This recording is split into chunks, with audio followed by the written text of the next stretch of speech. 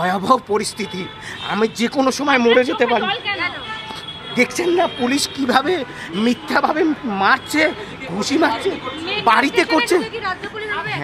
হ্যাঁ পারে না, এফআইআর ছাড়া পারে না। আমাকে ঘুষি মারছে, আমার কলার ধরছে, আমার কলার ধরেছে। হ্যাঁ আমার মোবাইল ভেঙে দিয়েছে। হ্যাঁ এই পুলিশ মোবাইল ভেঙে দিয়েছে। কোনো পুলিশ, বিধাননগরের কোনো পুলিশ আমাকে গ্রেপ্তার করতে পারবে না। 5 জন প্রতিনিধির সঙ্গে মাননীয় চেয়ারম্যান আলোচনায় বসবেন এবং আমাদের দাবিসমূহ তিনি গ্রহণ করবেন, এই মর্মে হাইকোর্টের নির্দেশ আছে। পরিস্থিতি এরকম, বাড়িতে দেখুন না শয়ে শয়ে পুলিশ দিয়ে রেখেছে, আমার পরিবার বেরোতে পারে না। আমি গতকাল ভর দুপুরে পালিয়ে এসছি একটা ধুতি পরে। আমি আজকের লড়াইটা, আমার চাকরি গেছে, আমার নিজের যোগ্য চাকরি গেছে, অনেক কষ্টের পাওয়া চাকরি। সুতরাং কেউ যদি নাও থাকে, আমি শপথ নিয়েছিলাম আমার মৃত্যু যেন আজকে এসএসসিতেই হয়।